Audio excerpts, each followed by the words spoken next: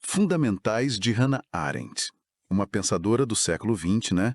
E as reflexões dela sobre política, liberdade, totalitarismo, nossa, continuam muito atuais. A gente está partindo aqui de alguns trechos de um artigo que explora a filosofia dela.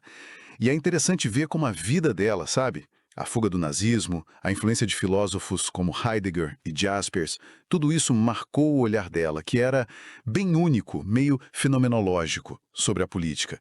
Ela não deixou um sistema fechadinho, né? Mas sim provocações essenciais para a gente pensar. Exatamente. E acho que a grande questão para Arendt era entender a política como algo distinto mesmo, sabe? Uma esfera própria da experiência humana, que não dá para reduzir a outra coisa. Ela queria, tipo, resgatar o sentido de estar no mundo político, olhando para o vivido, para a experiência concreta, e não tanto para abstrações, né? Certo, certo. Então, vamos pegar esses conceitos principais. Em A Condição Humana, ela detalha a vida ativa. A vida ativa. Muita gente já ouviu falar daquela divisão: labor, work e action. O labor, ligado à sobrevivência, o work, a construção do mundo, tipo, das coisas duradouras, e a action, a ação política propriamente dita. Mas talvez o ponto mais provocador dela seja o alerta sobre o desequilíbrio entre essas três coisas, não é? É isso mesmo. A Arendt viu um risco muito grande no que ela chamou de ascensão do social. O que seria isso? Seria quando as preocupações que são mais do labor, sabe? Ligadas só à sobrevivência, economia, que são mais da esfera privada, do oikos, quando essas preocupações começam a invadir e dominar a esfera pública. Ah, entendi. E aí, o que acontece? Isso acaba diminuindo, espremendo o espaço para ação de verdade, que para ela é justamente onde mora a liberdade, a pluralidade, é onde a gente começa algo novo, se revela um para o outro pela palavra, pelo ato, nesse espaço comum. Faz sentido, e essa análise dela não ficou só na teoria, imagina. Ela conectou isso com eventos políticos bem concretos, né? E terríveis. Com certeza. Para Arendt, essa erosão da esfera pública, essa perda da capacidade de ação, foi, digamos, um terreno fértil para o surgimento do totalitarismo no século XX. Nazismo, stalinismo, não eram só ditaduras mais brutais, eram formas de governo radicalmente novas, Novas em que sentido? no sentido de que o objetivo delas era destruir a própria espontaneidade humana, a pluralidade. Queriam substituir a ação política, que é imprevisível, por uma suposta execução de leis da história ou da natureza que seriam inevitáveis.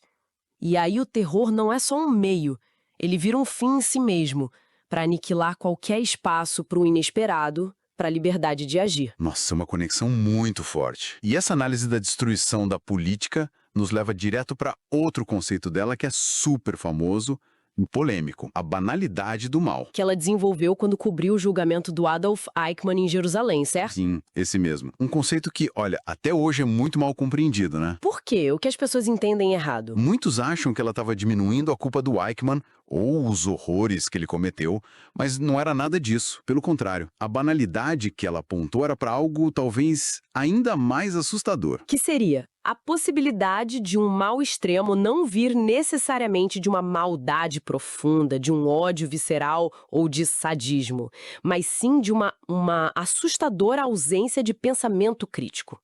O Eichmann parecia, na visão dela, um burocrata, um funcionário eficiente que só cumpria ordens. Ele parecia incapaz de refletir sobre o significado humano do que ele estava fazendo, sabe? Incapaz de se colocar no lugar das vítimas. Então, era uma falha radical na capacidade de pensar. Exatamente, uma falha no pensar. E essa ideia, claro, gerou uma controvérsia enorme na época.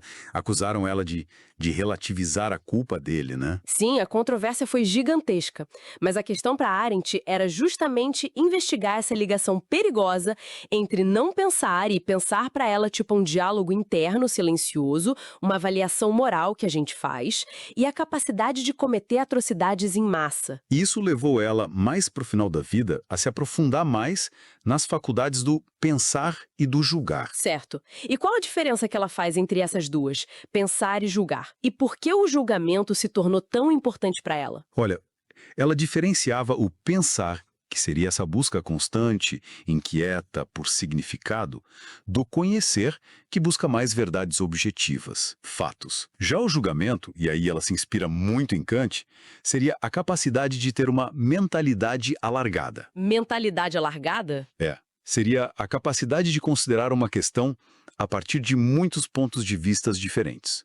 Usar a imaginação para conseguir, visitar as perspectivas dos outros, mesmo que você não concorde com elas. Entendi. E por que isso é tão vital? Porque na modernidade a gente se depara o tempo todo com eventos sem precedentes, como foi o Holocausto, né? Eventos que quebram os nossos padrões morais, as nossas regras habituais. Aí a gente precisa conseguir julgar sem corrimão, como ela dizia. Sem ter uma regra pronta, um manual para seguir. É preciso construir o julgamento ali, na situação. Entendi. Então, no fundo, a Arendt está nos desafiando a cultivar essa capacidade de pensar criticamente, de julgar com essa mentalidade alargada. Tudo isso para quê? Para preservar a liberdade, a dignidade da ação política nesse mundo tão complexo que a gente vive. Precisamente.